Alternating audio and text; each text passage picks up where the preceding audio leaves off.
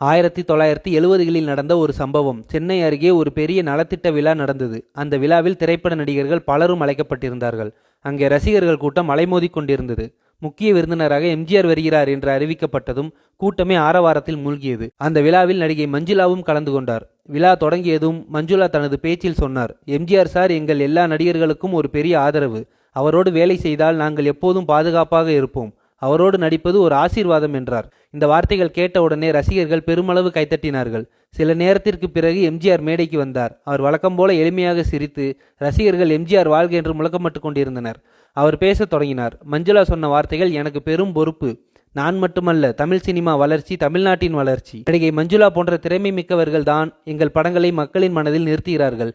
இந்த வார்த்தைகளால் மஞ்சுளா வெட்கப்பட்டு சிரித்தார். அங்கிருந்த ரசிகர்கள் உடனே எம்ஜிஆர் மஞ்சுளா வாழ்க என்று குரல் எழுப்பினர். விழா முடிந்ததும் வெளியே கூட்டம் மிக அதிகமாக இருந்தது. ரசிகர்கள் எம்ஜிஆரை பார்க்க ஆர்வமாக நெருங்கி கொண்டிருந்தார்கள். அப்போது மஞ்சுளா தனியாக காருக்கு செல்ல முடியாமல் சிக்கிக் கொண்டார். ரசிகர்கள் எல்லோரும் அவரை சுற்றி பிடித்து கையொப்பம் கேட்டு புகைப்படம் எடுக்க முயற்சி செய்தார்கள். அந்த நேரத்தில் எம்ஜிஆர் தூரத்தில் இருந்து பார்த்தார். உடனே அவர் தனது பாதுகாப்பு குழுவினரை அனுப்பி மஞ்சுளாவை காப்பாற்றி நேரடியாக தன் காரோடு வர சொன்னார். காருக்குள் சென்றதும் மஞ்சுளா சிரித்தபடி, சார், படம் எடுப்பதிலும் வாழ்க்கையிலும் எப்போதும் நீங்க தானே ஹீரோவாக காப்பாத்துறீங்க என்று கேட்க அதற்கு எம்ஜிஆர் மெதுவாக பதில் சொன்னார், அது என் கடமை மஞ்சுளா. ரசிகர்கள் நம்மை நேசிப்பது எவ்வளவு உண்மை எனில் அவர்களுக்கு நாம் தர வேண்டிய பாதுகாப்பும் அத்தனை உண்மையே. அந்த சம்பவம் அங்கே இருந்து அனைவருக்கும் மறக்க முடியாத நினைவாகிவிட்டது.